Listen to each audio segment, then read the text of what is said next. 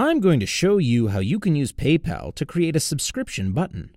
This button can be placed on your own personal website so that people can easily subscribe to your newsletter, mailing list, or premium content. To get started, log into your PayPal account. Once you've logged in, go to the Profile tab and select My Selling Tools, which will bring up this page that we're on now. Look for Manage My Payment Buttons and then select Update. On this My Saved Buttons page, you want to click on Create New Button. Now we can start creating your button. Firstly, go to this drop-down menu and select Subscriptions. Over here, you want to insert the name of the item, or in this case, subscription which you're offering. For example's sake, I'm going to type in Wellness Tips. This field is for you to create your own optional, unique subscription ID. This is useful if you have to manage several different subscriptions. How you choose to word your subscription ID is completely up to you. Down here, you need to also select your preferred currency for billing and payment. This section here is for you to customize your button. You can choose to add a drop-down menu with prices and options. It will look something like this. If you tick this box, you then need to fill up the information for your drop-down menu. First, insert a description. I'm just going to use the suggested payment options. For options, I'm going to offer options for 1-month subscriptions, 3 months, and 6 months, though these options are completely up to you. Next, set the frequency of how often your customers will be charged. I'm going to leave it at monthly for now. Then insert the amount they will be charged. So for now, I'm going to say that a 1-month subscription will cost $10 US. 3 months will go at $9 US monthly, and maybe $7 US monthly for 6 months of subscription. Once you're done with this, click this button here. And this is how your button will look on your website. You can even choose to have that same drop-down menu but without the price, so the drop-down menu would only show options. You can even choose to add a text field which will look something like this one. This isn't too important for subscriptions, so I would not recommend including this text field. When you click on this blue drop-down menu, you'll be given the option to customize the appearance of your PayPal button.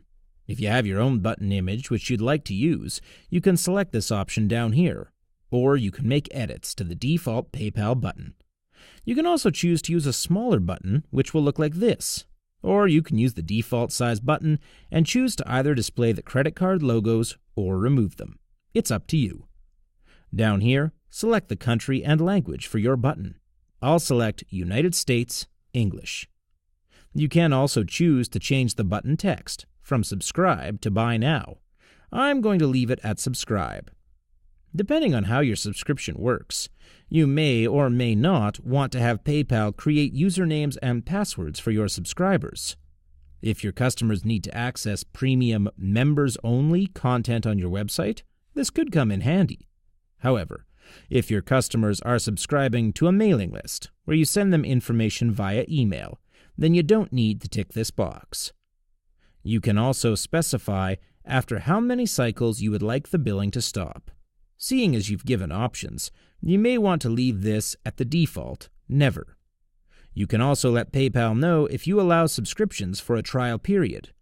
If you tick this box, you will need to fill up this information here.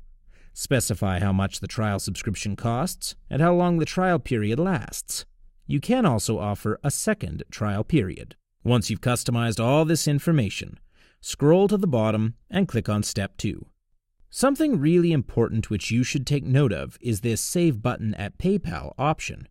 Checking this box will make it much easier for you to create similar buttons in the future through PayPal, so I heavily recommend that you check this box. You can also choose to track your inventory with PayPal to ensure that you don't oversell subscriptions. However, if your subscription is solely digital content, then this option isn't necessary, unless you want to limit the amount of people who can subscribe to you. You can also check this box here if you want to enable the tracking of your profits and losses. So if we tick this box here, you can choose to track profits and losses by items or per the options you have previously listed in your drop-down menu. Just key in your item ID and price. After you've completed Step 2, click on the Step 3 bar at the bottom of the page. This is where you can customize your checkout pages. The first thing you can customize is whether you need your customer's shipping address. Again, if your subscription deals mainly with digital content and emails, you do not need to check this box because their shipping address is irrelevant.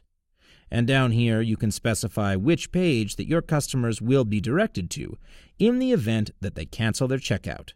You can also specify which page your customers will be directed to once they've completed their checkout. Maybe you want to send them to a thank you page, or a squeeze page even. Just make sure you tick these two boxes and insert the relevant URLs in both fields. And once you're done with this, go ahead and hit the Create button. And that's it. Your button is now ready.